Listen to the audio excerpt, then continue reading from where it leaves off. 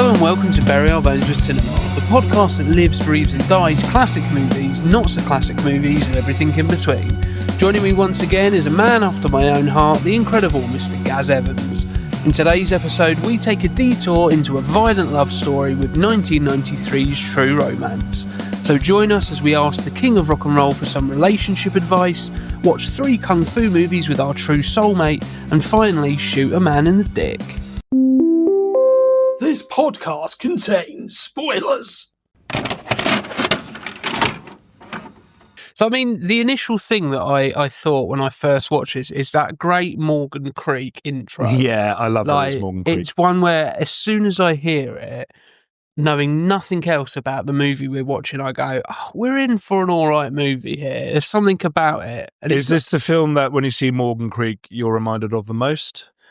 No, because it's weird. I'm not able to link like production companies with films that well unless it's like super obvious. For me, Morgan Creek is Young Guns 2.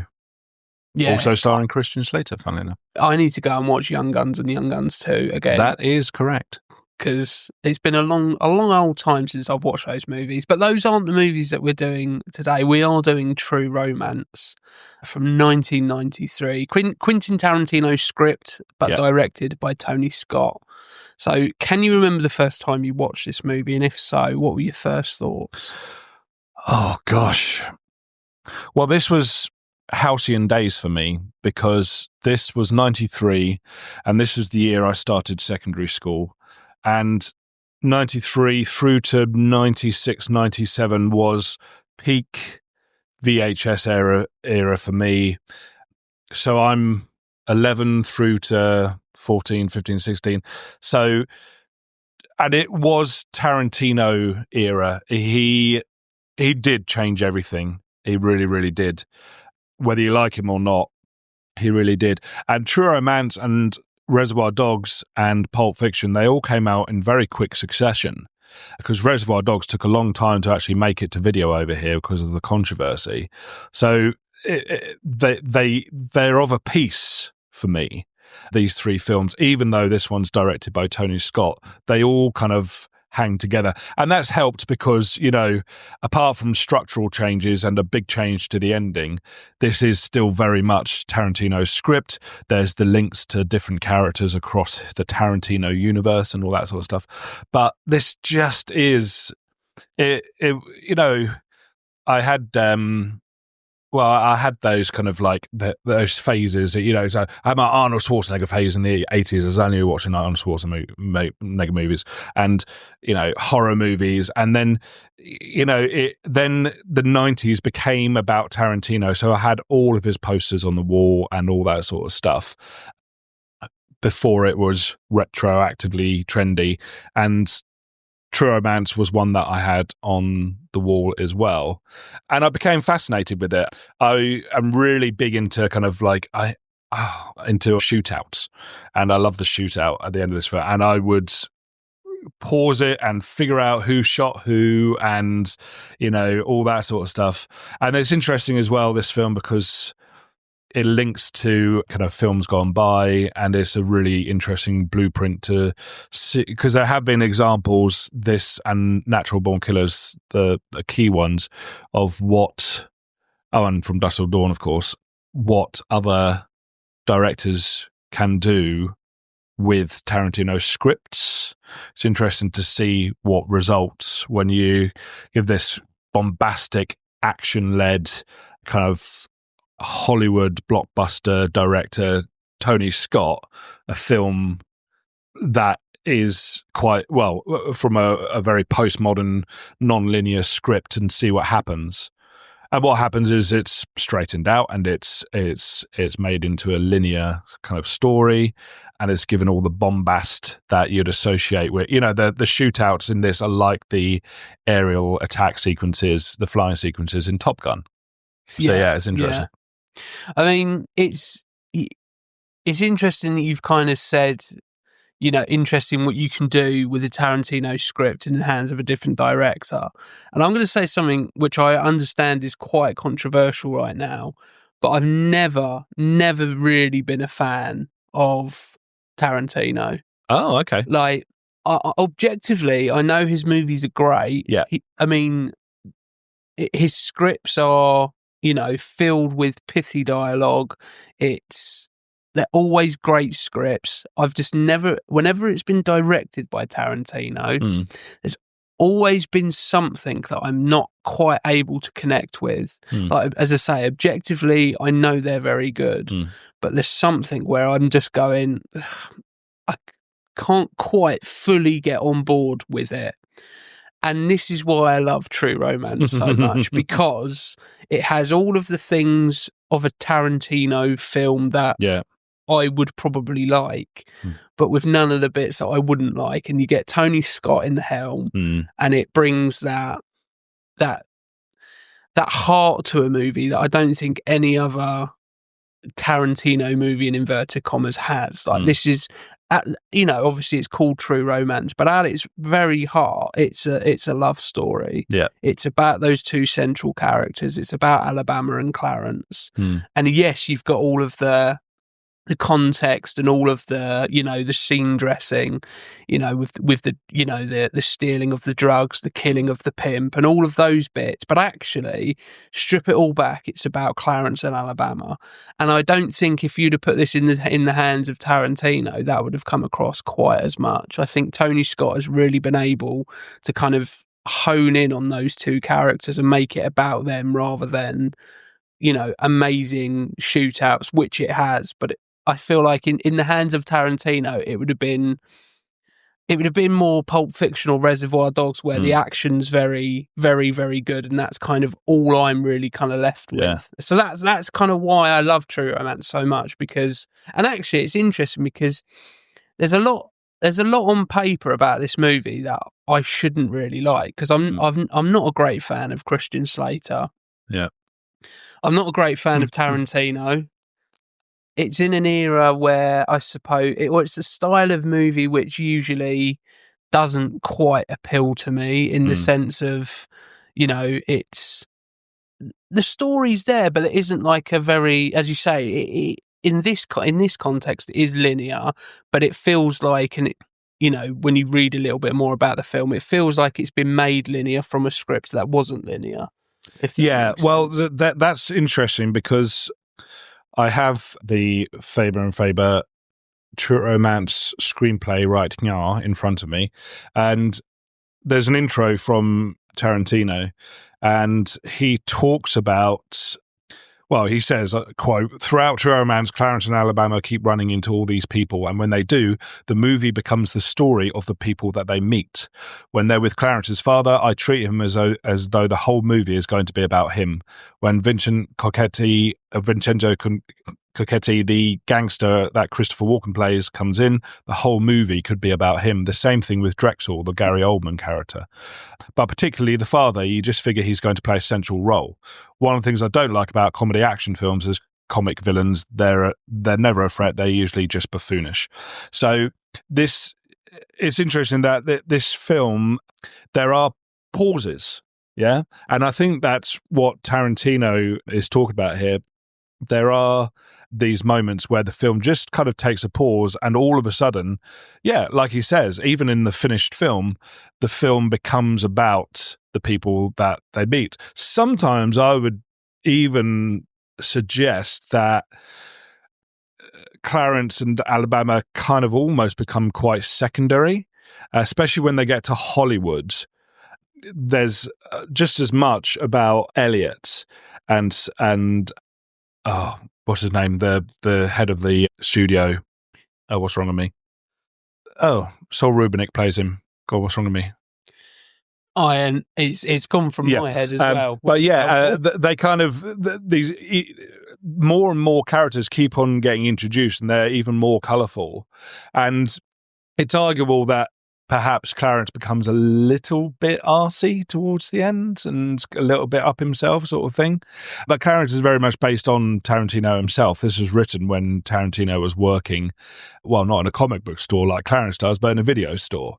And, in the beginning part of the film and throughout, Clarence is always kind of referencing referencing pop culture and movies, kung fu movies, comic books and music and all these sorts of things. And, you know, he's a nerd, and so he is writing about himself. Yeah. Yeah, and it does feel like a movie that is in two distinct parts. Yeah. You know, when, as you say, when they go to Hollywood, it does feel like a completely different movie. But I feel like it's held together because of that great kind of first act where we learn all of those, you know, intricacies of Clarence and of Alabama, and you know, you see that, you know, there is a real sort of, and you know, when you say chemistry, it doesn't really mean anything other than it feels natural.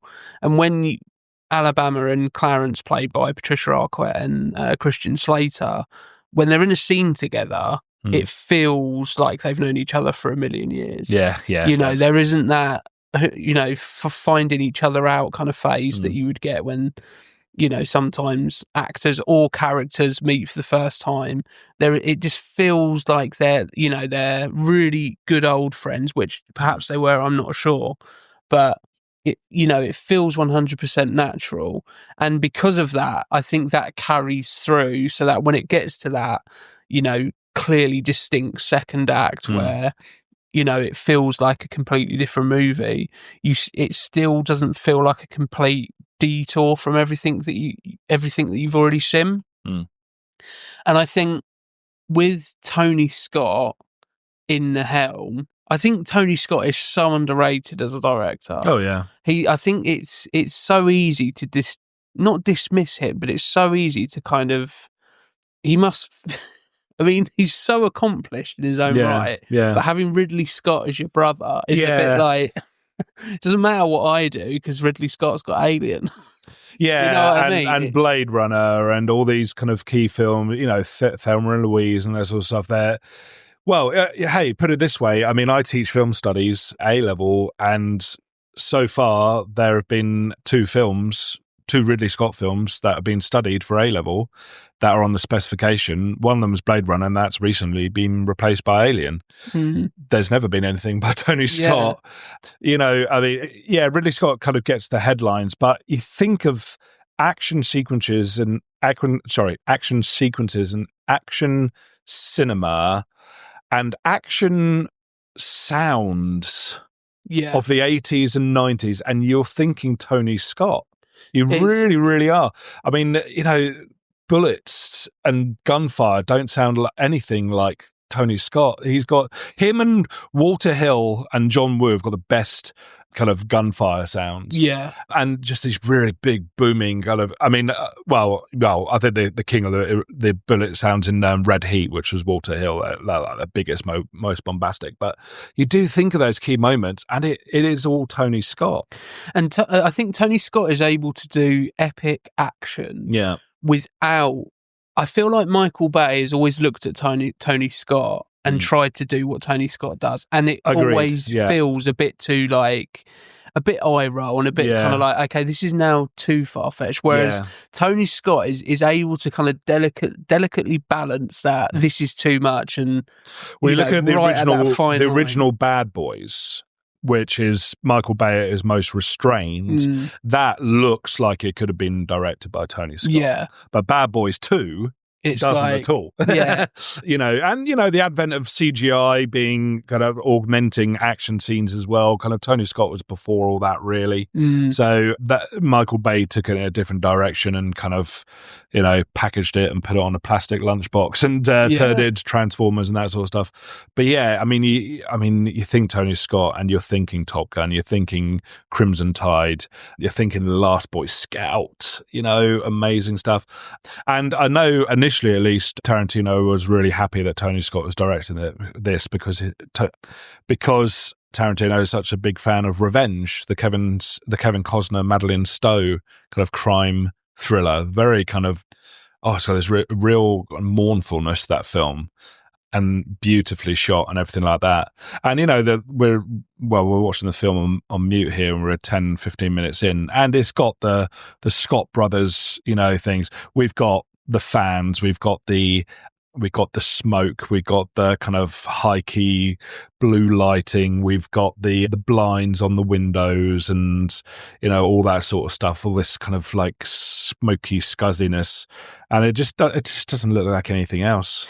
Yeah, like if you didn't know this was 93, you'd be going, this has got to be mid to late 80s, surely. Yeah, because it feels very much like an 80s movie, other than the script. The script is very early 90s, and obviously that's Tarantino's influence 100%. And I think going back to kind of my first kind of exposure to this movie is for years and years and years I was always put off because it was Tarantino. And other than Pulp Fiction and Reservoir Dogs at the time, those were kind of the only Tarantino movies that I thought, well, you've got to watch those. And don't get me wrong, I enjoy Pulp Fiction and Reservoir Dogs, but as I said earlier, there's something I'm not able to connect with. So for years, I avoided this movie whenever it was in, Blockbuster or on the TV or whatever it may be. And even though it had, you just look at that cast, Brad Pitt and Val Kilmer. It's strange what you kind of, I always go back to a story every time this guy is on screen that my dad brings up, in that there are people like actors or, in any kind of celebrity walk of life that for some reason you just cannot connect with. Like there's nothing they're doing wrong. There's nothing bad or, good or anything objectively about them. You just can't get on with them. My dad would always say that about John Hannah. Oh, yeah. He would always be like, I just don't know what it is. I just don't like John Hannah. And then he watched The Mummy and he was like, I tell you what, fair play. I like him in that. Oh, that's the only thing I like him in. Because he's really irritating in that. Yeah, he's much better in everything It's like the most John Hannah performance you could probably To be fair, looking back on it, he is actually quite good in that movie. As I say, I don't mind John Hannah, but I always remember, and I think Tarantino's that for me. Like, as I say, on paper, I should like everything about Tarantino, but I can't connect with it. But so I avoided this movie, and it was only when I was at uni, we done a film acting unit, and we were all given speeches from different movies, and I was given this speech by. Was it about Sicilians by any chance? No, it wasn't that speech. Yeah, that would have been vastly inappropriate. Ryan, can we have a word, please? Yeah, this isn't the speech I gave you. Oh, yeah, I just thought it'd be great to do. Let's go into this office. No, what does HR mean? No, it wasn't that. It was the speech from Virgil, James Gandolfini's character. When good one. Basically, when he's beat the absolute living shit out of Alabama, and he just sits down and he's talking to her about, the first time you kill someone, it's the hardest, and then goes on. It's not a very long speech, but it's it's about 2 minutes. But there's another moment where the film could easily be all about that character.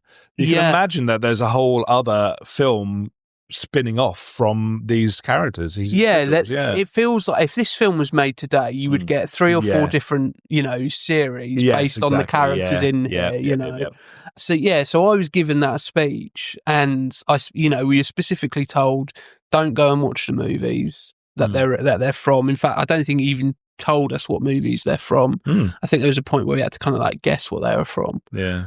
So I didn't know what it was. I didn't know who played it. And we'd done this unit, and then afterwards, gave some feedback, and then he told us what movies they were in, and he said, "Oh, this is from True Romance." So immediately I was like, "Well, I've got to go and watch this movie. I've got to go and watch this movie then." And that's when I first went, "Oh, this is actually a fucking great movie." Yeah, it's just, the Tarantino element for me put me off. And what I love about one of the things I do love about Tarantino movies is they always have stacked casts, and you said it, what about the cast? And it's only when you start watching it you kind of forget the names that you've seen crop up in the opening credits. You forget by the time you get to Dennis Hopper's character, you forget he was he was in the opening credits. Samuel L. Jackson is a blink and you miss it. Okay. This is this pre or post Pulp Fiction? Oh, pre. Yeah. This is so at this point, Samuel L. Jackson isn't quite what we it's a little bit like when he was in Goodfellas, Yeah. you know, where he's like, oh, Samuel L. Jackson, and you go, oh, he's dead. Yeah. And it's very similar here. And you know, I think it was like these were the movies where you started to see those glimpses of, I don't know who that guy is, but he's great. Yeah. You know, and you've got that crazy character, Drexl, played by Gary Oldman. And if you were trying to describe that character to anybody, they'd be like, okay, I think I know the kind of actor who would play that. And then you'd say, oh, it's played by Gary Oldman. They'd go, I can't believe that. You know, if it wasn't on celluloid, you wouldn't believe it would ever have happened. You know, then you get James Gandolfini, who, okay, he's technically in 2 scenes because he's in the scene where he's in the trailer. Yeah, in the trailer, but he's just in the background. But, you know, it's just that one scene. And I think if this had been a Tarantino director movie, I don't think he would have cast James Gandolfini in that role. I think he would probably have just gone for somebody else. And the thing I've always loved about James Gandolfini is how charming, terrifying, and funny he is in equal measure. Yeah. You know, obviously you can see glimpses of Tony Soprano in, you know, before he gets it.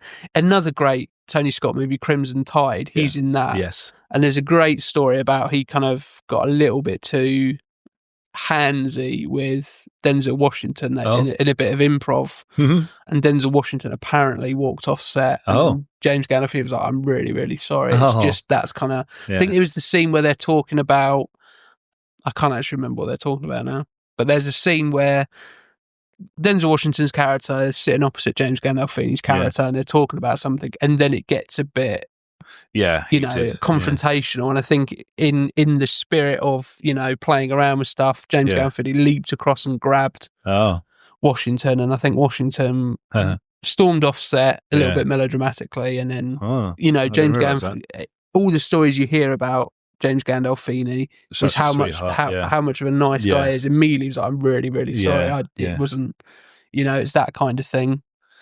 That had a bit of script doctoring from Tarantino, that film, Crimson Tide. Oh yeah, I did read that actually somewhere. I think there was a particular scene. There's some stuff about the Silver Surfer in there. Yeah. And there's a little bit of comic book talk, and a bit that Matt Craven says about, you know, you only put on a condom if you want to, you know, that sort of stuff. So yeah, there's a little bit of crassness and a bit of pop culture talk in Crimson Tide, and that's because Tarantino did a bit of script punching up. Yeah, so you know, James Gandolfini is an actor who is, you know, rightly so perfect for that role, because he adds. I think if you give that to, you know, an all right actor, it becomes very throwaway. It becomes either something where there's next to no emotion given, or it could go the other way where it's like so melodramatic that it's very much, because it is, you know, a little bit like the Samuel L. Jackson scene in Pulp Fiction. It could have almost gone that way, which works for that movie, but in that scene would have been, I think, too much. So, that was my first exposure to this movie. And since that point, it's been a movie that I've always enjoyed. You think it's so kind of Tarantino for people who don't like Tarantino? Exactly, which is...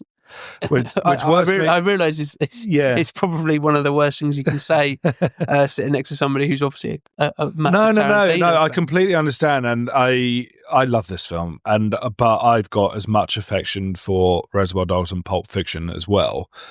If it was a Friday night and I'm like, oh, what am I going to put on? I would probably pick True Romance, but I am... You know, it just hit me at the right time, this Tarantino phase. And I love Reservoir Dogs. I really, really do. And Pulp Fiction as well. I just do. The look of them, the feel of them, the pace of them. But I've got my, another good friend of mine, he's the same. He won't go near Reservoir Dogs or Pulp Fiction or pretty much anything that Tarantino does, but he loves True Romance. And I think that's really, really interesting. Maybe...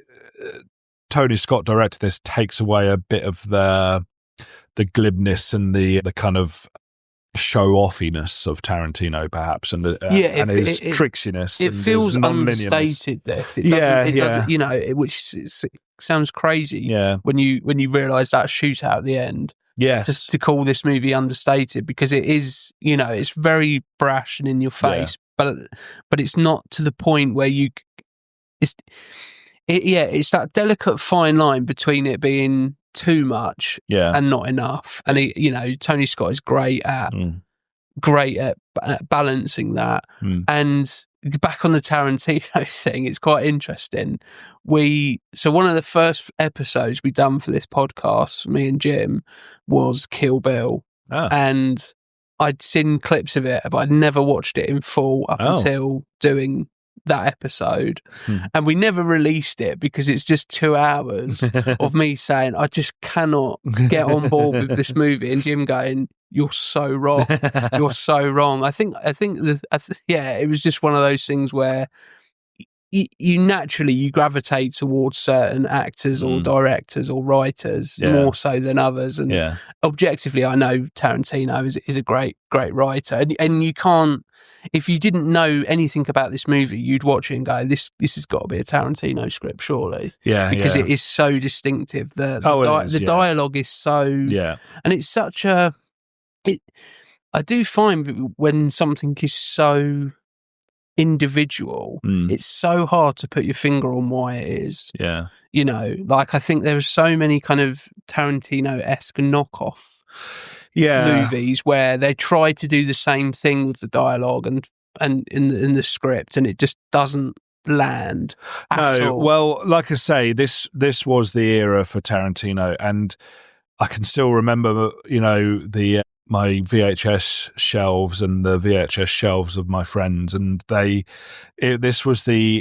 we were just on infinite repeat, just watching True Romance, Pulp Fiction, Reservoir Dogs. It wasn't that long until From Dusk Till Dawn that came out as well. That was Robert Rodriguez doing a Tarantino script, but also this crime/action thriller kind of vibe came along, and it just, as much as they were distinctive in their own right, they became wrapped up in the Tarantino kind of cloud. So Fargo, that was of this. The Usual Suspects was another one. Leon, that was kind of this era. You know, in Britain, you know, Shallow Grave came along, and that was called Tarantino-esque. It wasn't that long until Lock, Stock, and then that was an imitation, and then that became imitated, and that kind of just brought up all these kind of cheap knockoff gangster movies in Britain. You know, from the other side of the world, I mean, Tarantino brought in, well, you know, because he was talking about them, everyone was paying attention to kind of Hong Kong action cinema. So, you know, there's a clip of John Woo's Better Tomorrow 2 that Alabama sat there watching. And so, you know, I went out and I got all the Better Tomorrows. I got Hard Boiled and The Killer and Bullet in the Head and Once a Thief and all of that sort of stuff. And then, of course, John Woo comes over here, and Hard Target is the same year as True Romance. So that kind of links in. You know, Schwarzenegger's had his day by this point. You know, Last Action Hero, which is a great movie, I think, ahead of its time in a lot of ways. And then Kindergarten Cop, which on its own is a great film, but he was not the Schwarzenegger now. And it wouldn't be that long until Batman and Robin. Yeah, because so this kind of filled that void. It did let it, you know, Tarantino himself changed cinema. Yeah, because, you know, Last Action Hero, as you say, I've always thought was a great movie, but I understand that in '96 when that came out, it wasn't, you know, because it wasn't it wasn't a True Romance. It wasn't a Reservoir Dogs or a Pulp Fiction or you know, a John Woo action movie. It was an 80s action movie with a little bit of meta-ness involved. And it, you know, at the time, I don't think audiences were kind of looking for that anymore. And it's only when you go, you know, absence makes the heart grow fonder. It's only when people go away and go, actually, that is you know, I always remember that when they those fucking movie trailers are some of the best movie trailers, you know, with Arnold Schwarzenegger as Hamlet. Yes. You know, it's like, to be or not to be. Yeah. Not to be. brilliant, you know.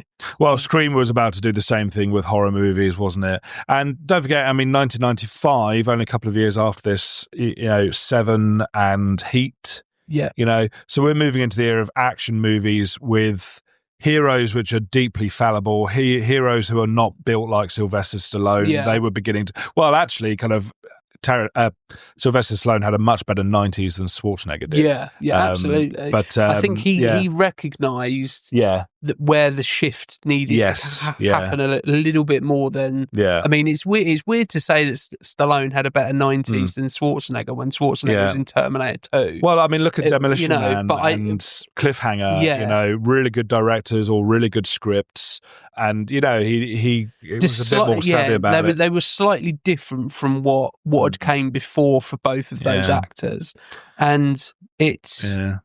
But yeah, well, I mean, none of those films that I've mentioned are knockoffs, but there were films like, well, Albino Alligator got wrapped up in it, the one and only film that Kevin Spacey ever directed. That's a good film. 2 Days in the Valley as well. That kind of was very kind of Tarantino-esque. That, you know, had, well, Eric Stoltz was in it for a start, but it had Jeff Daniels and Charlize Theron. And that's kind of forgotten about now. But yeah, there were all these kind of films that, for better or worse, they just got wrapped up in the Tarantino bubble. And he really was permeating everything. He was making headlines as well because of the violence. And the violence in his films is much more careful than it's given credit for. It's very easy to kind of just look at it and go, oh, it's just mindless violence. Yeah. But actually there is I think, again, it's that much with anything, there is an art form to it. You know, there's a lot of horror movies where it's just excessive gore for the sake of excessive gore, and then you get those movies that do it in a way where you go, that's actually quite clever. This is the same thing, but with that action style. One thing that I really like about this style of movie in this era is how the characters, as you say, are far more fallible, and the shades of grey between good and bad and good and evil are much clear. Oh, sorry, it's a lot more difficult to go, that's a good guy, that's a bad guy, that's a good guy. There's a lot of good guys doing bad shit, there's a lot of bad guys doing good shit. And it's that thing of, you know, much more human aspect of movies where people are people, and you know, they're not just out and out good, out and out bad. You know, even to the point where, you know, he goes and kills Drexl, spoiler alert, and dressed like Travis Bickle, comes back with some Elvis shades on, and you know, basically Alabama's like, what happened? And she's crying, and then he's quite mean to her. He's quite horrible to her, you know, saying, you know, do you love him? Because he's just killed Drexl. And then she goes, no, it's just the most romantic thing somebody's ever done. And it's Arquette is so good in this. She is gorgeous and sweet, and she plays on, well, you know, you just, that shot earlier when he's showing her the comic book, which is a bit more significant in the screenplay, and that, you know, the camera slowly zooms in on her and she's trying to pretend to pay attention to the comic book, but she's just looking at him with those gorgeous eyes. It's such good casting. It's such a good performance from her. Yeah, just I've always thought that she's actually quite underrated as an actress. Only now are we really, she kind of, in her TV work, having a bit of a renaissance. She's having a moment, isn't she? Yeah. You know, she was in, is it Severance? No, not Severance. Yeah, she's in Severance. Yes, she is in Severance. And there's that other one about the woman who keeps her, the Munchausen by proxy story. Where she keeps her kids sick. And then there's another one which is on at the moment. Yeah, that's Disney Plus, Murdoch. That's it. Yeah, something like that. The Murdoch, she's having a real sort of renaissance. Yeah, but there was a time, you know, Stigmata is another movie which I love. Oh, really? I mean, it's not great, but I love it for Patricia Arquette. I should probably watch it again, actually, because I've become far more interested in kind of religious-themed horror films in the last 20 years. And when I first saw it, I thought it was crap. So I should probably look at it again, actually. Yeah, I think as a movie, it's very, very flawed. But there's, again, something about Patricia Arquette in the 90s that just means, you know, it takes a bad script to good and a good script to great and a great script to phenomenal when you've got, you know, the right people involved. And Patricia Arquette is 100% one of them. And yeah, I don't think she gets enough recognition, and only now in sort of like recent years is she starting to get a bit more. Yeah. And it's kind of Rosanna Arquette has gone in the other direction. I think Rosanna Arquette was the most celebrated back in the 80s and 90s, what with, After Hours and things like that. But, yeah, it's gone the other direction. And obviously you've got David Arquette. Yeah, of course. Who is a bit hit and miss. Yeah. He's great in screen, but I can't really think of much else he's great in. Oh, I should mention I sing this film's praises whenever I can, but it's so rare and so forgotten. But there's a film I'm really hoping you don't say Ready to Rumble. Road Flower with Christopher Lambert, or Lambert, however it's pronounced. It's kind of like Breakdown before Breakdown happened, but Christopher Lambert is traveling through the desert with his family, nice kind of typical middle class family, and they run into this gang of four kind of tearaways, and I can't remember who plays the female, but the gang is led by Craig Sheffer, and two of his cronies are David Arquette and Josh Brolin. Okay, and there's a bit where, oh man, just thinking about it makes me, I don't know. They're traveling with their. I need to talk about this because I need to get this film out there. But they're traveling with the family is traveling with another friend and his son. The son is played by Joseph Gordon-Levitt, and the dad is played by Christopher McDonald from Grease 2 and Requiem for a Dream, and he's Hunter McGavin in Happy Gilmore. That's probably him. Yes, amazing. I love actor. that dude. And they keep hassling them, and what he ends up doing is playing chicken in the car with this gang. He loses, his car careens off the road. Christopher Lambert and his family go to help him. The bad guys drive off, and the car lights on fire, and it's up down, and he's trapped in this car. And for the next 2 minutes, this car just gets more and more on fire. They're trucking sand on it, and he burns alive. And it is the most harrowing. And Christopher McDonald is so good. I'd love to shake that guy by the hand because I think he's brilliant in everything that he does. But yeah, that's a really good film. It's called Road Flower. It's called something stupid in America, like The Road Killers. And my good friend Stuart Buck, who's just made another plug, who's just made just made.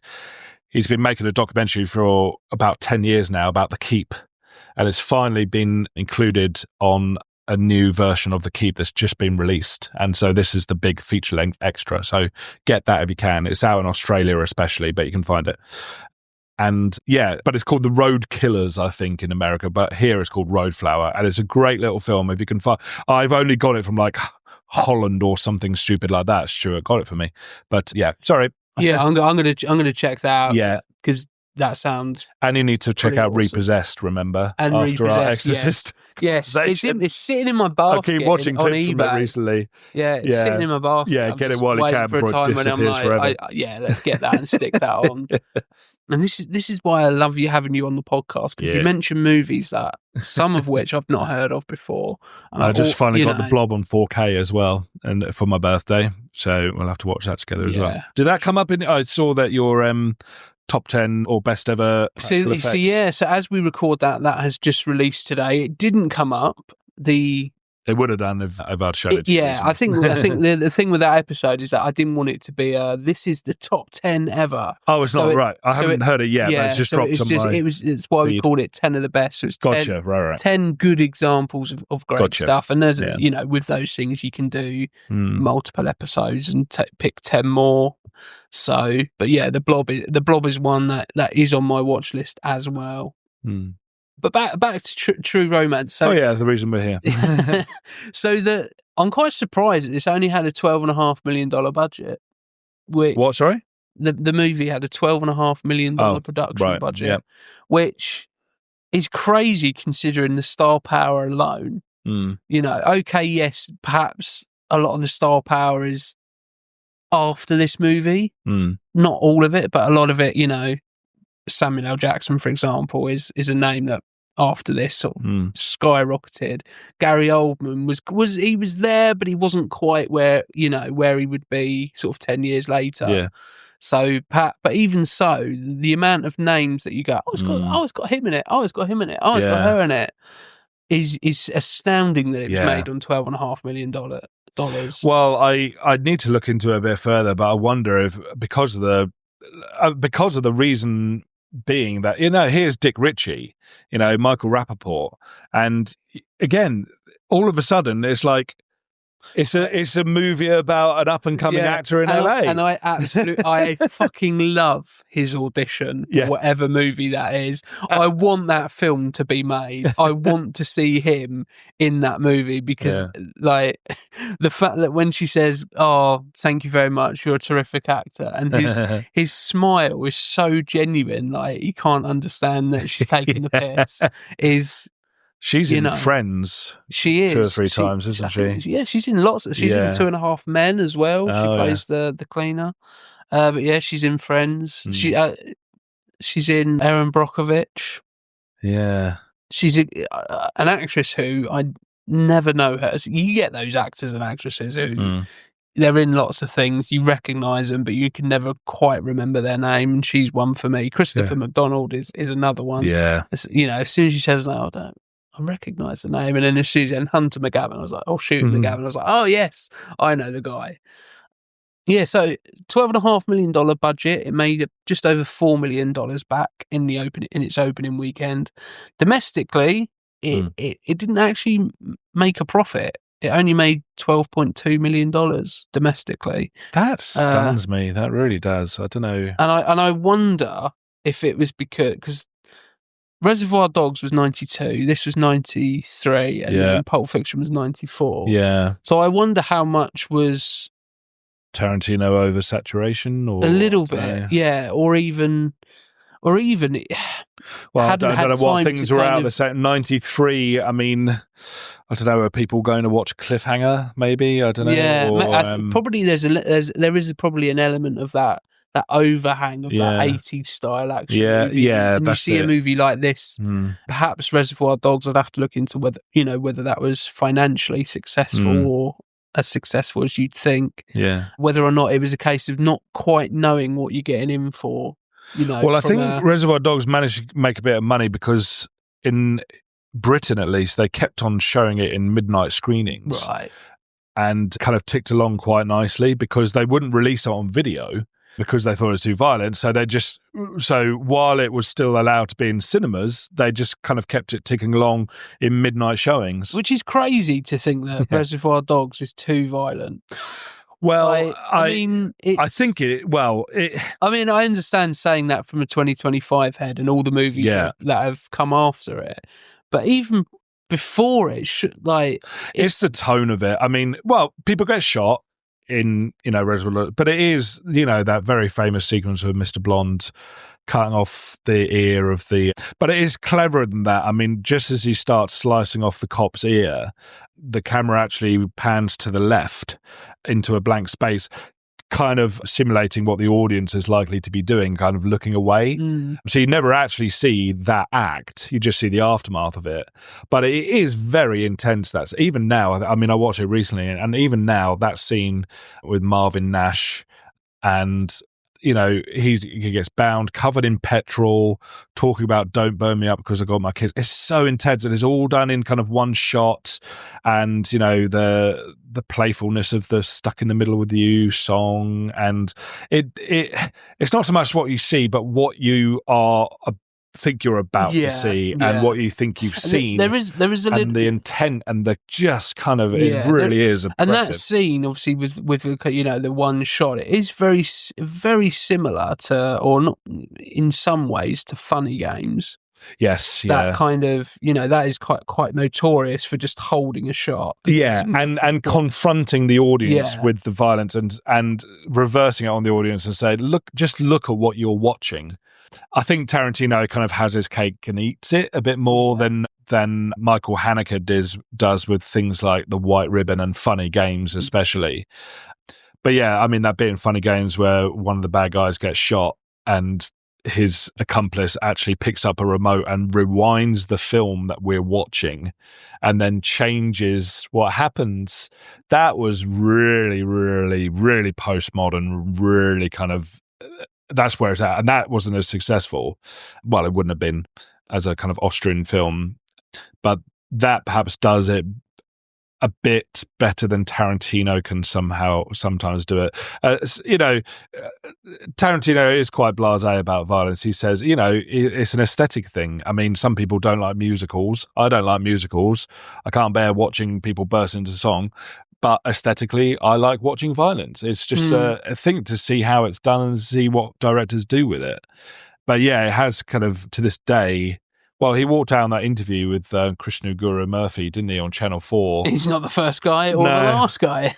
But yeah, it has been kind of done. And nowadays, there is far worse than what we see in Tarantino. And yeah, I think even prior to, I think sometimes it is just how things sort of hit with an audience. Yeah. It's not necessarily much more violent than stuff before it. Perhaps it's just perhaps more mainstream, or it's more, just lands with an audience in a slightly different way. But it's interesting. Becky, my wife, she quite likes Tarantino stuff, but yeah, she's interested in the kind of the way it's directed. She will look away at the violence. She can't bear the violence and that sort of stuff. But I showed her Jackie Brown within the last month for the first time, and I thought, you're going to like this because it's got all the Tarantino-ness, but none of the graphic violence. So, and she really, really liked it. And that kind of, the release of Jackie Brown, I think, signaled the kind of beginning of the end of this Tarantino cultural zeitgeist phase. I remember seeing Jackie Brown for the first time in the Dome in 97, I think it was, 98, whatever it was. And that was the last film that he did before Kill Bill, believe it or not. So that was a good 4 or 5 years later. And Jackie Brown, that was not as successful. People now say that Jackie Brown is his best film. Yeah.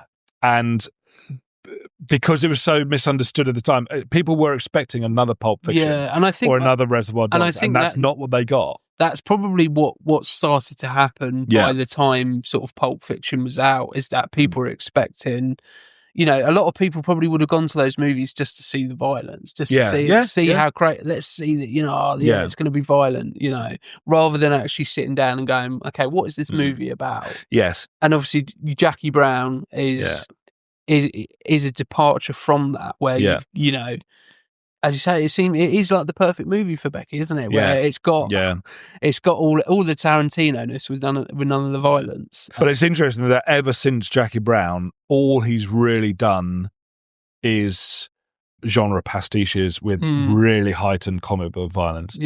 Martial arts films with Kill Bill, B-movie kind of car race films like Death Proof, westerns with Hateful Eight and Django, war movies with Inglourious Bastards. And then Once Upon a Time in Hollywood. Well, Once Upon a Time in Hollywood, actually, there isn't much violence in that, but when it does happen, it's played for laughs, and it's done in a different way. So that feels like it's returning a bit more. But yeah, it's very interesting to see, really. Yeah, and I think one of the things with true romance that is really distinctive, as you said, is each scene feels like its own story. Yes. As you say, each character almost becomes like the main character for that scene. The scene with the infamous speech. That I didn't do at uni, with Dennis Hopper, Chris Walken, and James Gandolfini in the background feels very much like, okay, this is now where the movie's going. Yeah. This is now what the movie's going to be about. Yeah. Oh, okay. If you didn't know what was going to come next, I'll be like, oh, okay, Clarence is going to hear about his dad and he's going to come back and save his dad or get revenge on his dad. Yeah. And then it just doesn't really go that way. But I think casting in this movie is so paramount. Because, you've got an actor like Dennis Hopper who, if you've seen Blue Velvet, you wouldn't think you'd be able to get Dennis Hopper to play a lovable father. Yeah. And yet somehow he is, And then has that, with that speech, has that kind of, I suppose, Dennis Hopperness that you'd expect. And then you got Chris Walken, who is charming, terrifying, and Chris Walken, and it's one of the. It's weird because Chris Walken has a very distinctive intonation with his speech delivery, but this film doesn't have much of that. No. It's I'm not going to say the least Chris Walken movie, but it feels very much like Tony Scott was like, "Can you be less Christopher Walken right now?" Because it's not massively what you'd come to expect from him. Yeah. But yeah, it feels like this is going to be where the movie goes. And back onto the subject of violence, just the kind of ingenuity of, okay, we're going to have an interrogation of sorts. How can we make this, there's got to be violence, but how do we make this a bit more artistic, on a little bit more ingenious? And that, the cutting of his hand and then pouring on, I think it's alcohol, isn't it, that he pours onto it? Alcohol or vinegar? I don't know. Something that's going to hurt. Yeah, something that's going to sting. I even want to say it looks a little bit like petrol, potentially. Yeah. Or, but, that's just... Then his hand would have gone up when he had the cigar. Yeah, very true. Very true. That would have been, he'd have ended up like James Gandolfini does at the end. Yeah, just ways of kind of making things. It's not just, punching someone until they're black and blue. It's a little bit different. It's a little bit, artistic with it. And then you have, again, great sort of miniature kind of monologues from each character, where it's almost like a monologue off, where I've got something which is going to, be used in acting classes up and down, the country, and then one that isn't going to be used in acting classes. But this really is just, this is such a, I don't know. When you watch this scene, I mean, when I first saw it, I was like, "Oh, this is an awesome scene." But now that I know even more about Walken and Dennis Hopper, and everyone involved in this, and just about cinema and cinematic language, it's just a privilege to watch this scene. It really is. To just Hopper in particular. I mean, Walken is great, and he's really generous here because, well, it is pretty much to the script. Why change it? There's that is the one thing with this whole film, or even though it's put in linear order, because the screenplay is very Reservoir Dogs, very Pulp Fiction. It's all out of order. Dick Ritchie's in it far earlier, but I think it actually, despite what Tarantino has said in his protestations and how he would have done it, this film works because it's linear. Well, no, it works in a lot of ways, but it works as a linear film because it's a chase. It's propulsive. There is a goal, and that's what they do. Reservoir Dogs works as it works, going back in time, taking these little side things, even though the central story, which lasts about an hour, is actually real time. It takes this diversion. It works because it's an unraveling mystery. And you've got that, it's always what I call, like, with sitcoms and soap operas, they have that one central location where all the characters can go in and out of, or the central locations. Friends are Central Perk. In Reservoir Dogs, they've got that kind of abandoned warehouse where they are, so it keeps going back to that. So that's kind of like your anchor to, and I think that's why it works. Pulp Fiction, it goes a little bit more, even more fractured, where scenes are out of order and you're not quite necessarily sure on first viewing what's going on. Yeah. That never struck me, weirdly enough. I don't know why, but I remember people kind of being confused that John Travolta comes back to life again. It's like, no, sort of thing. It's just a bit out of order.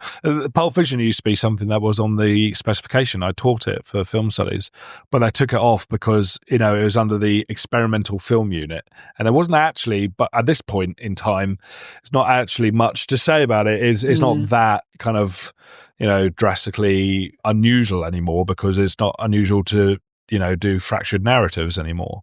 So it's been removed and replaced with Mulholland Drive. Which I think, that is a very experimental movie, as much with David Lynch movies in general. But yeah, Walken so generous in this scene, just kind of sitting back and letting Hopper literally take the limelight here. And it's funny, for a minute you almost think that he might let him go. You think that he might let him off because he's got such chutzpah, such balls to be basically giving the biggest fuck off he could possibly give right before he dies, and he knows it. Dennis Hopper knows it, and just when he finally asks for that Chesterfield, for that cigarette, that cigar, and the way he just takes that very last drag, he looks at his hand, he looks, he's like, right, yeah, I've done it now. I've said my piece. I've told him to fuck off. I've been as offensive as I could possibly be to him, and now I'm going to die. And he knows it. And when you look at it like that, you see the moment. He's tried lying, he's tried evading, he's protecting his son as much as he can, and then he realizes it's not going to work, and that's when he asks for the cigar. And it's such a beautiful moment. That's for anybody who misunderstands that scene or anything, or that section of that scene, it's essentially he's going, right, how can I say fuck you in the most prolonged way? Yeah. And he comes out with that speech. And what I think you're saying with the generosity of Chris Walken is, because I think it's very easy in a lot of films when you've got two heavyweights to almost have it as a bit of a competition. Yeah. A little bit like, I heard, there's a story about Dumb and Dumber, which I realise is a massive detour, and probably thinking, has he got Dumb and Dumber into this episode? But one thing that Jim Carrey was saying when they were casting, they were trying to get another comedian in. Yes. And he was like, I don't want another comedian because they'll try and top me. Yeah. I want an actor. And they, and they had to convince the studio that Jeff Daniels was the guy. Yeah. Yeah. And there's a great story where they started shooting, and for the first 3 days, and about a day and a half in, Jeff Daniels was like, I haven't got the part yet. This is my audition. Oh.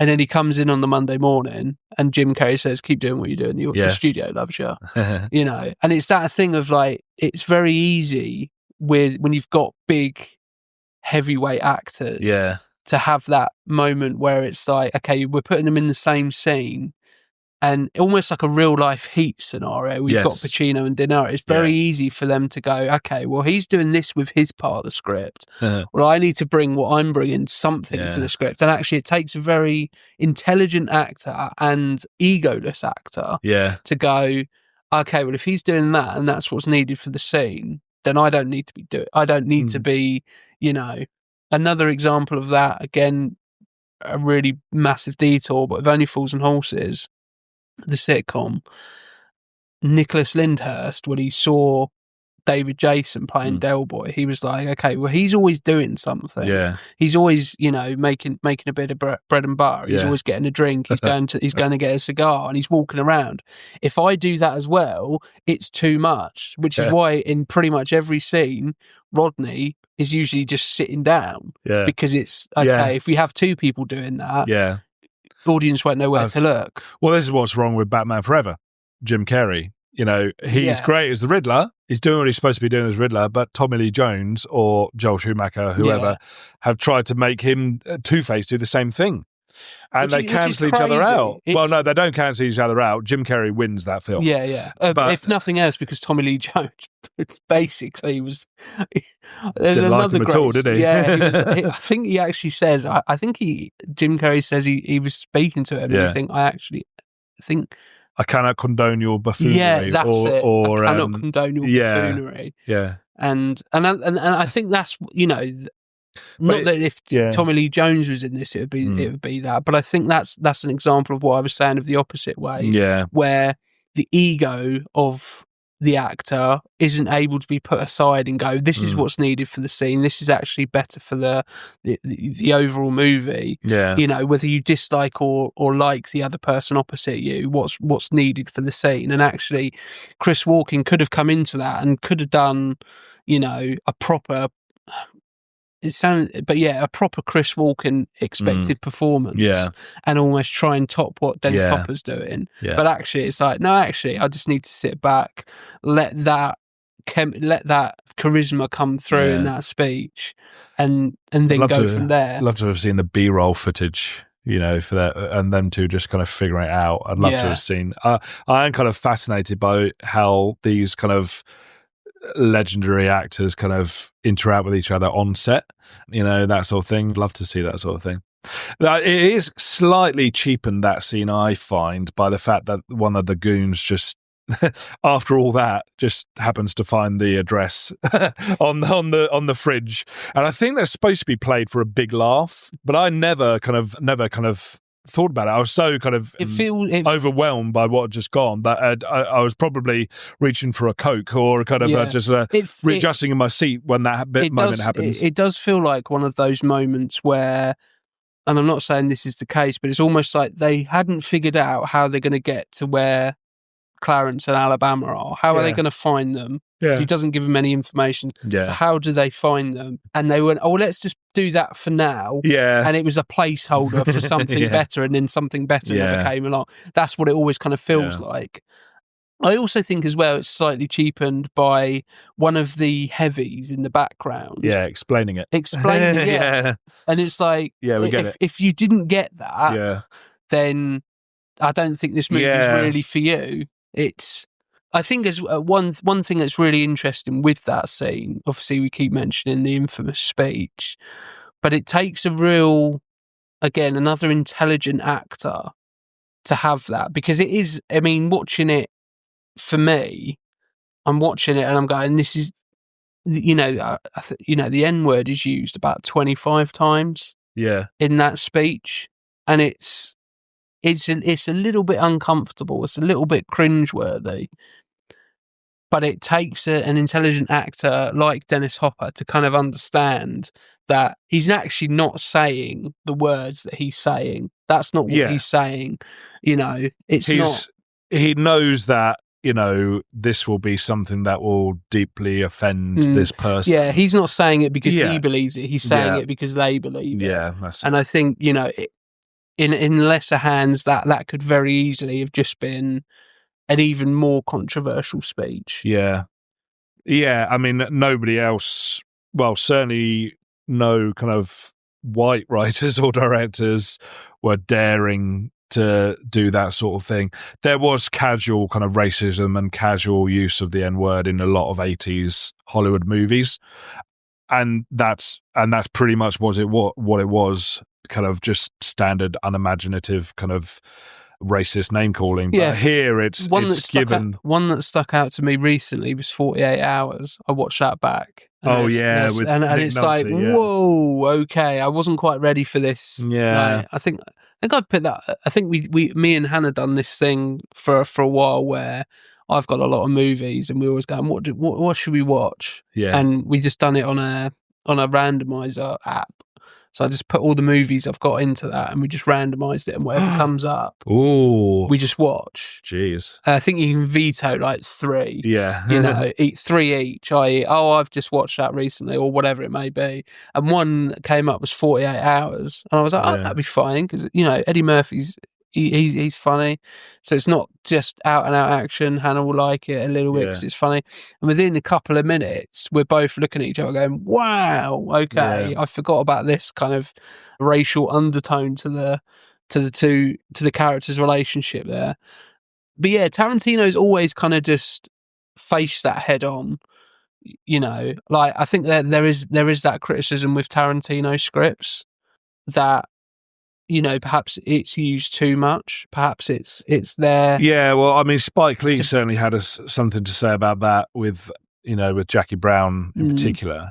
There is a really funny interview, and it, because Tarantino is quite a controversial figure for a variety of reasons, but I think one of the criticisms that that people level at Tarantino is that he's like that. He's a little bit like Drexl, in the way that he thinks he's black. Yeah, and there's a really funny interview, and I think it might have been promoting Hateful Eight potentially. No, Django Unchained. Sorry. Yeah, and it's it's one of these press junkets, but a live one where there's an audience, and you've got the interviewer, Tarantino, Jamie Foxx, and Samuel L. Jackson. Yeah.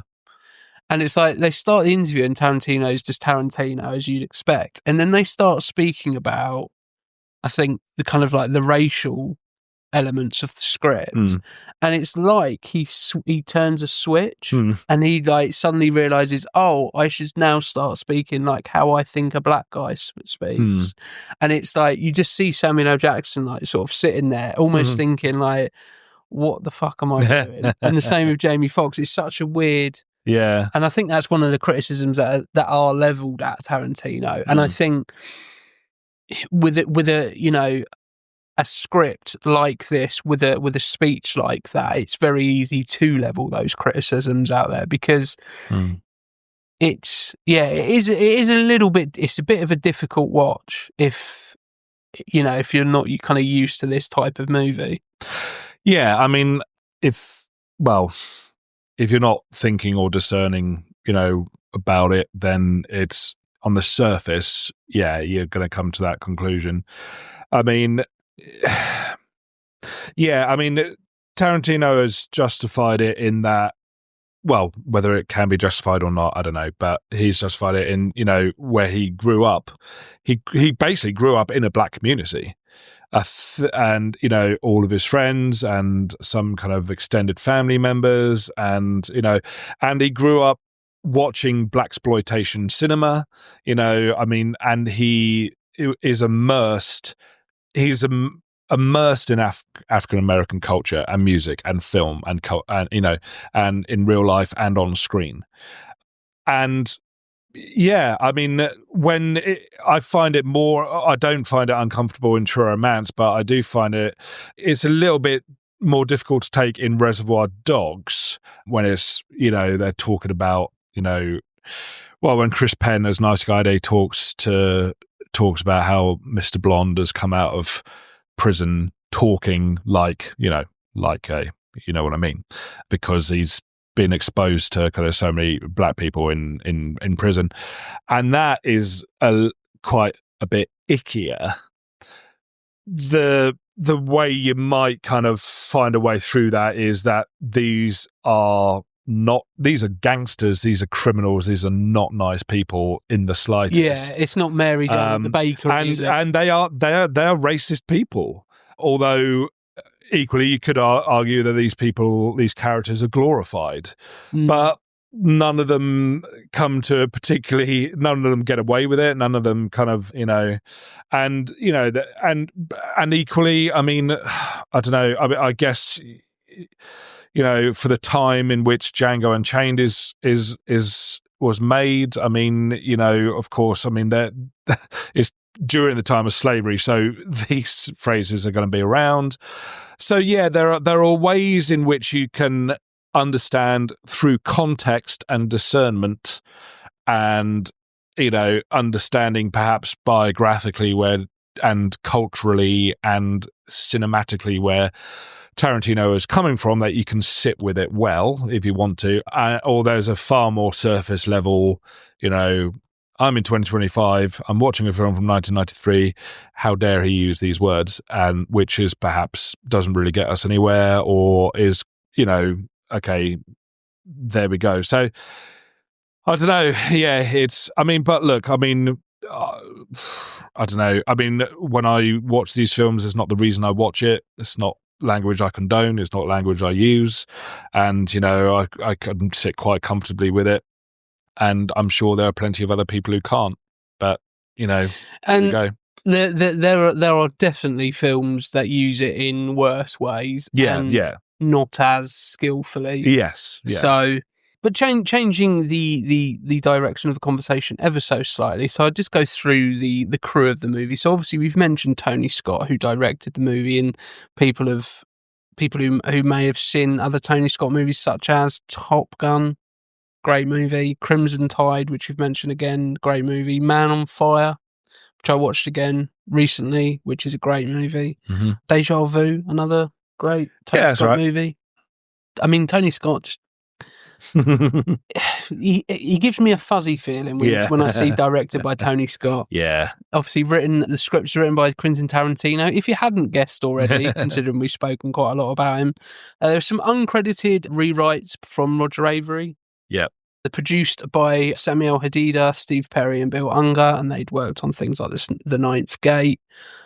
Cinematography was Jeffrey L. Kimball, Top Gun, Beverly Hills Cop 2, Mission Impossible 2. Wow. So it's quite interesting. We mentioned John Woo, and he goes on to be cinematographer for Mission Impossible 2. The worst John Woo film. Not only the worst John Woo movie, but the worst Mission Impossible movie. Yes, without that. I mean, I've never been more heartbroken by a movie than Mission Impossible 2. I mean, it is such. So excited. You don't need to be. You don't need to be told that movie was made in 2000. Like, it's such a 2000. Like, you know, there are some movies that are timeless, and that is a movie which is, unless you watched it in 2000 at a very specific time, you won't enjoy that movie. I could still remember the feeling. I mean, I was so buzzed for it. You know, Tom Cruise had just done Magnolia, so he was at the top of his game. He had long hair. My hair was long at that point, and, you know, had a new metal soundtrack. And John Woo, Tom Cruise, gun in each hand, and I was tapping my fingers for the first hour, and nothing was happening. And then it was. I know John Woo likes his slow mo, but God, that film would have been 15 minutes long if it was just played at the right speed. Yeah, it's a very strange movie. Like, who thought Dougherty Scott would be the perfect villain for a Mission Impossible movie? You go from John Voight to Dougherty Scott, and there's nothing against Dougherty Scott, but he's not a Hollywood villain. Yeah, he was a very almost Wolverine. He was. In fact, that's the film that meant that he wasn't Wolverine, because he had to stick around and do loads of reshoots. So maybe that was a bit of a blessing in disguise. And who would have thought that if you kick a gun that's buried in the sand, that it'll pop up in a straight line directly in front of your face about 6 feet, so you can grab it in mid. Yeah, I mean, again, I know it's John Woo, and that's what he does with guns, but gee, I don't know. Yeah. Anyway. We've got music composed by Hans Zimmer, who needs no introduction. Yeah, and it's one of those Hans Zimmer soundtracks that you kind of go, "Oh, was that Hans Zimmer?" Because you know, when you hear the name Hans Zimmer, you hear a certain style of score, and this is I would say pre sort of Gladiator and big budget epic Hans Zimmer, which is a different kettle of fish altogether. Well, I feel like we've got him to thank or not thank for every freaking trailer nowadays having these big bombastic drums. Him and Nolan are very much. I wait for the day where there's a trailer that doesn't do that. I mean, some little kind of horror movie trailers, of course, like things by A24 or something, don't do it, but everything else, even comedies, I was like, geez. Sorry. No, I 100% get that. I'm a massive Nolan fan, and since The Dark Knight and Inception, it's like every movie now has to sound like that. Yeah. And obviously imitation is often nowhere near as good as the original. The film was edited by Michael Tronick and Christian Wagner, so things like Scene of a Woman, Scent of a Woman, and Hairspray. And the production design was Benjamin Fernandez and James J. Murakami. So very, very established crew there. I would say the score does hugely nod to the score from Terrence Malick's Badlands from 1973. It's a real homage to that kind of, xylophone sort of kind of. That was George Tipton, I think, did the music for Badlands. But that, of course, was, Sissy Spacek and Martin Sheen, Lovers on the Run, like this. Although they are, especially him, that was basically about Charles Starkweather, the real life killer. Yeah, so people love the music to True Romance, and that kind of motif theme that I immediately associate with Alabama and Clarence is is the thing that really makes this. I just think of the word heartwarming when I hear that. Like, as much as these characters are flawed, as much as they are doing, bad things, i.e. killing pimps and stealing cocaine, I can't help but think, yeah, but they're in love. so all's forgiven, all's fair in love and war. So moving on to the cast, which is stacked beyond belief. Man, yeah. We have Christian Slater as Clarence Worley. We have Patricia Arquette as Alabama Whitman. We have Dennis Hopper as Clifford Worley. We have a name which, when it cropped up, when I started watching it yesterday, I was like, I don't remember him in this movie. And he plays this guy, but you never really see his face, and that's Val Kilmer, who plays Elvis or the mentor. We've got Gary Oldman as Drexl Spivey, which, I mean, that sounds like a movie villain's name from the 80s, Drexl Spivey. We have Brad Pitt in a very small role as Floyd, a stoner from LA. So, what's the name of it? I never remember this actor's name, this guy that Clarence is talking to at the burger joint. He's Phoebe's restaurant inspector friend. Health inspector. Yeah, and he becomes the main bad guy in The Rock, doesn't he? He does. Those are the two. Do you know what? A man after my own heart. Those are the only two things, and this I know that guy from, and I was like, I'll mention The Rock when he's finished about Friends, and then you said it, I was like, yes, that's there are certain he will only ever be Phoebe's health inspector boyfriend for me. We've got Chris Walken as Vincenzo Cocotti, and we've got Samuel L. Jackson as Big Don, as well as James Gandolfini as Virgil, who we're watching now in the scene where he beats up Alabama. With that speech that I mentioned earlier, and it's absolutely chilling. And do you know what? Can you put up how long are we into this? I don't know if we can show the display. About, I think, an hour and 20 into this We're movie. An hour and 20 into a 2-hour film, and Chris Penn and Tom Sizemore haven't even been in it yet. That's how good and how stacked this movie is. Because they come in it, and it's a whole other film. Yeah, and it's, I watched this last night, and I watched it in stages, so it feels like a 2-hour movie that lasted about 5 hours. Because in between, I was eating my dinner. Just to set a scene, eating my dinner, finished my dinner, went and tidied up the kitchen, then went up and tidied up the bathroom, and then about an hour later came back down and finished watching a movie. Yeah. And so it felt really like I was watching 2 episodes of something. But as you say, Chris Penn and Tom Sizemore aren't in this movie, and we're an hour and 20 in. Yeah. Tells you how stacked the cast is. Yeah. And also, when I did come back down and watch the rest of the movie, as soon as Chris Penn come on, I went, fuck, we lost that guy too soon. Oh jeez, like, he's so underrated, so good. Like, and he's just one of those actors where you just go, fuck yes, it's got Chris Penn. And Tom Sizemore is a good actor as well. And we haven't had Saul Rubinek or Bronson Pinchot in the Pinchot in it. Elliot. That much. I think we've most famously from Beverly Hills Cop. Well, Beverly Hills Cop 2, of course. Tony Scott. That's probably why he's in this. Yeah, I mean, we got at least 4 other amazing character actors in the best sense of the word that haven't even yet been in it, and we've been through Christopher Walken. He's not in again, is he? Walken. No. We've been through Dennis Hopper. We've been through Gary Oldman. We're about to very much go through James Gandolfini. Oh, yeah, it's just a treat. And this scene with Virgil and Alabama is very, very similar to, in some ways, to the Vincenzo and Clifford Worley scene, the Dennis Hopper and Chris Walken scene, because it is almost, one's an interrogation, which is very understated, a little bit of violence, but essentially it's 2 guys sitting opposite each other. This is the extreme of that, where there's brutal violence, the hotel room gets smashed to buggery. But the thing that I think links those two, other than obviously the story, the thing that makes those two go hand in hand is that there's a point where Vincenzo says, I like this guy. I like his gall. He's got some gumption.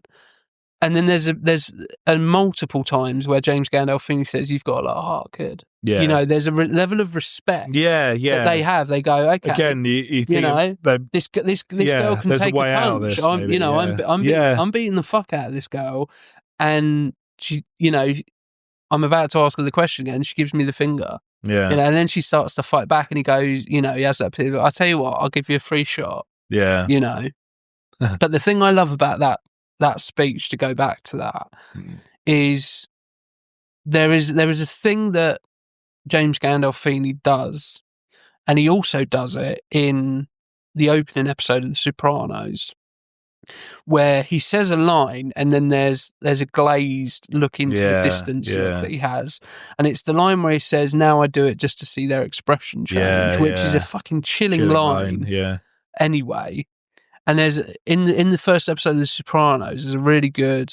I think there was a documentary about it, and David Chase was saying about the people who auditioned. Yeah. And a lot of them ended up being in The Sopranos. Yeah. And it's the speech where he says, "Whatever happened to the strong and silent type, like Gary Cooper?" And now it's dysfunction this, dysfunction that, dysfunction. And the way James Gandolfini does that is he has that glazed overlook afterwards, where he's like, he's figuring things out, and it's the same here. Yeah. And I think it's one of those speeches where you put that into a decent actor's hands and it becomes very, very throwaway, even more so because that character is only really in it for that scene. Yeah. But you put it in the hands of an elite level actor like James Gandolfini. Yeah. Where you go, oh, okay, that is sensational. I was saying to Hannah, I was like, to be honest, in terms of cameo performances, it doesn't get any better than that for me. Like, and again, going back to the cast, I was trying to figure out, and I should have really looked this up, but the girlfriend in the car, is that Annette Bening? Because it looks a little bit like Annette Bening. I know, like in The Grifters, but no, that can't be her. No.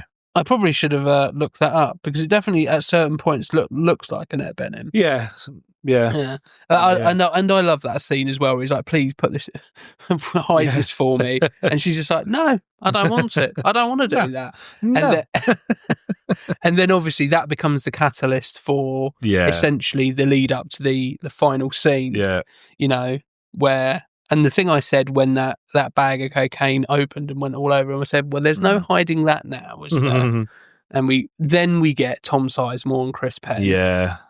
Who, again, you could, if this movie was made today, you could do a whole series about about them two as buddy cops. I'm just looking up who that actress was who plays Candy. But yeah, you're right. And I always see Tom Sizemore as like, if you can't get Ray Liotta, you get Tom Sizemore. And that's not to discredit him. Oh, you know who it is? It is Maria Patillo. She was the female lead in the crap Roland Emmerich Godzilla. And she was the social worker adoption agency lady in Friends, who goes to check out the apartment to see if Monica and Chandler can be adoptive parents. Yeah. That's her. Yeah. And Joey's like, how could you not remember me? Yeah, that's sense. Her.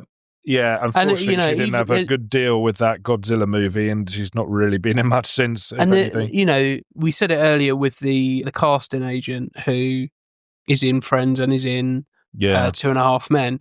There's the police chief that Tom Sizemore and Chris Penn interact with. I don't know the actor's name, but for me... Ed Lauter. He's in an episode of The X-Files where he plays the head of NASA on a space mission. It's a Warner Brothers thing as well. I mean, this is 93 was the that was the start of Friends, wasn't it? And start of Friends, start of X-Files. Well, and Seinfeld as well. There's lots of extras or kind of supporting actors who are in Seinfeld who are also in Friends and vice versa. Those characters that from that one thing they've been in. They might have been hanging around on the lot or something like that. Yeah. And the chemistry, not the chemistry, but the charisma on screen at so many parts in this movie. Like Tom Sizemore is I've just said he when you can't get Ray Liotta, you go for Tom Sizemore, and that's not to discredit Tom Sizemore at all. It's just he has that when a guy walks into a room, sometimes you get a vibe, and he has that same vibe as Ray Liotta, where unpredictability. That smile might disappear at any second. Not quite sure what he's going to do. There's that dangerous side to him. Going back to Friends, I think I don't know if Rachel says this about Tom Sizemore, but she says about somebody where she says he's like a non-threatening Ray Liotta. That's right, yeah. Which I think is a great line, because that's the word that I think of when I see Ray Liotta he's very threatening at all times in it. Not necessarily anything he's doing, but just there's that level of unpredictability, a little bit like with Tom Sizemore, where you think this guy could flip at any point. Yeah. So it's worth mentioning that this is what we're watching now is the director's cut. Yes. Yeah. There are two versions of True Romance. One, I think, was just trimmed a bit for cinema release and it's still very violent, but, there are just a few frames of violence just trimmed here and there, especially in the apartment fight where Alabama is kind of, attacked. Yeah. There's the bit where she goes through the bathroom screen that isn't in the original cut, for example. People get shot slightly less times and stuff like that. And so on video and certainly on DVD, there's the extended version, which I'm now kind of used to. But what's quite interesting about that is, now I can't remember which one it is, but it's in this version that at the end Chris Penn is shot by Patricia Arquette. I think so. Because I think in the original cut she doesn't do it, probably so that because if it's not for that, she doesn't kill anyone in the whole film. So they probably just wanted to soften her character maybe and not have her do that, even though it's kind of, and I don't know, Chris Penn's character is quite likable in a way, but in the original version is one of the Sicilians who's kind of half dead with his last breath kind of shoots Chris Penn, but in the director's cut, or it's Patricia Arquette, and he manages from the other side of the room to shoot Chris Penn right in the vulnerable spot along his side where his liver is, right between the body armor. But also in the script, now obviously the biggest change, the two big changes from script to film are the switch to a linear narrative. But also in the original screenplay, Clarence dies. Yeah, which I watched after. I'd never seen that ending before, up until yesterday. And is it on the DVD? Yeah, it's on this version, and I watched it. And I'm so glad they changed it, in all honesty, because I think without that it becomes, and it's weird because I usually like a pessimistic ending. I usually like a bleak ending. Yeah, but I think here necessary here, is it? No, really? I think it's a nice encapsulation of that love story. The fact that they do both survive and they both get out the other side, and you can see them living happily ever after. Which for a movie like this, I think you do need those sort of like, those spots and those elements of happiness. Otherwise, it could be quite a heavy movie and quite a bleak movie. And don't get me wrong, I liked the way it was shot. Yeah, and the way it was done, I thought was very good. But in terms of comparing it to what we actually got originally, I think I do prefer him surviving. Yeah, well, this is what Tarantino says in his introduction to the published screenplay for True Romance.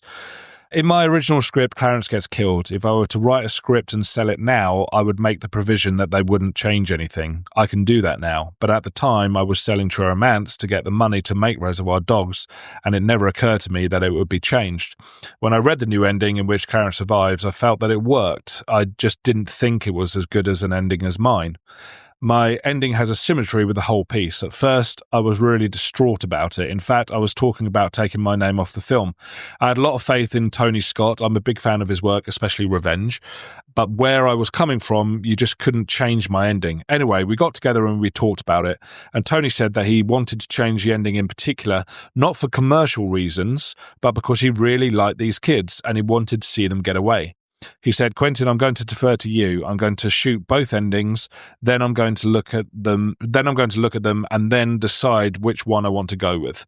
As much as I didn't want my ending changed, I figured I couldn't really ask for more than that. When it came to it, he really liked the happy ending and he went with it. Yeah, and I think that was, that's going back to the whole ego thing. It would have been, maybe not at the time, but it would be quite easy for somebody who's written something and it's been changed to go, no, that's not what I wrote. Yeah. And actually for him to go, how he shot that does work better in the context of it was a lot more distraught about what they did with Natural Born Killers, which he really didn't like. And in the end, he got a story credit, not even a screenplay credit for that one. I can't remember the ins and outs of it, but yeah, notoriously. That was Oliver Stone, wasn't it? That was Oliver Stone, yeah. Yeah.